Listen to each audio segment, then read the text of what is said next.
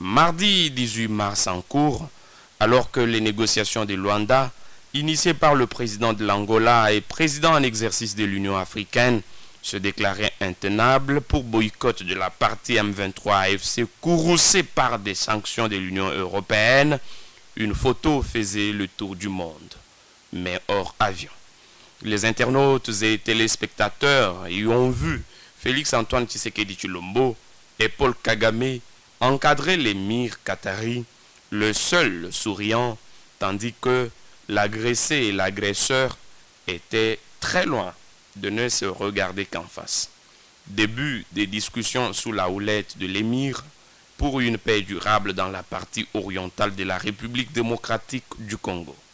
Une première rencontre, certes, après l'avortement de celle de Qatar toujours en 2023, mais que beaucoup de partis et regroupements politiques de l'opposition en République démocratique du Congo n'ont pas tardé de qualifier qui de faiblesse, qui d'autre de la haute trahison.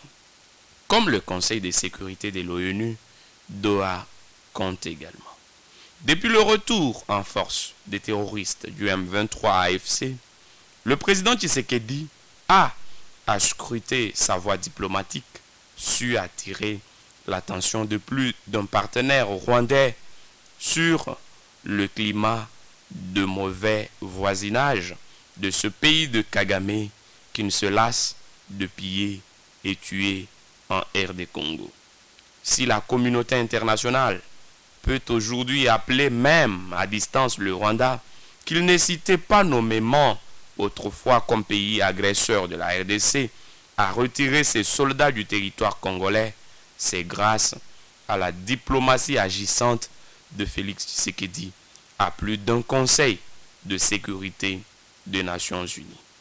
Si la Belgique et le Rwanda, autrefois intimes, vivent actuellement à couteau tiré, tout en rupture, c'est grâce aux griefs fondés formulés contre Kigali par Kinshasa sous Tshisekedi.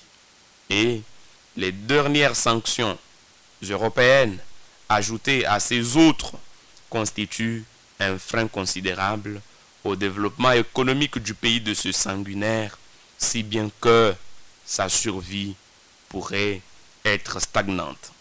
Doha, un acte de leadership. Doha mérite d'être informé des crimes humanitaires rwandais en République démocratique du Congo pour plusieurs raisons.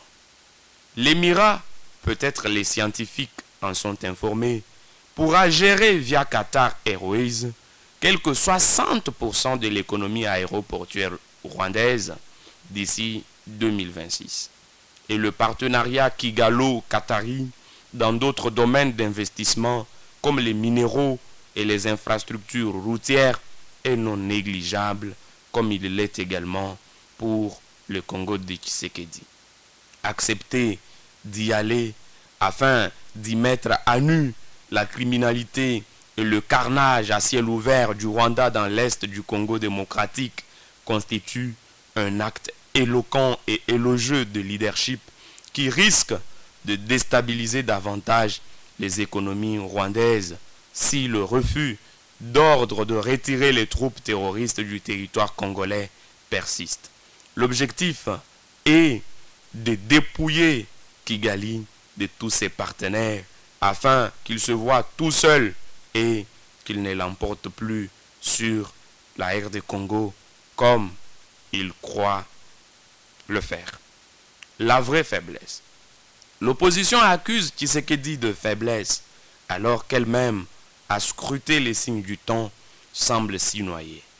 La vraie faiblesse actuellement et la pire de trahison consiste non à montrer au monde ce que fait le Rwanda en RDC sous son œil impuissant, mais à voir les Congolais eux-mêmes céder de manière tout irréfléchie aux mensonges congolisants ce conflit M23 AFC gouvernement de Kinshasa. Penser à un dialogue interne en oubliant l'instigateur étranger, maraudeur et receleur de ressources naturelles pillées est une faiblesse grave et une trahison bien haute qui ferait tirer l'inférence des Congolais ennemis de leur propre patrie. In fine, partout où s'offre l'occasion d'exposer la barbarie rwandaise en RDC, il est un impératif de probité d'y aller afin que tous et chacun, par ce leadership, voient le vrai patron des pantins, l'appelle à abandonner ses actions ou lui inflige des sanctions exemplaires. D'ailleurs, il fallait certes se rendre à Doha pour voir Paul Kagame renier son soutien aux rebelles du M23, tout en acceptant finalement le plan d'un cessez-le-feu, une preuve par neuf et indubitable qu'il en est réellement parrain. Bon week-end à tous.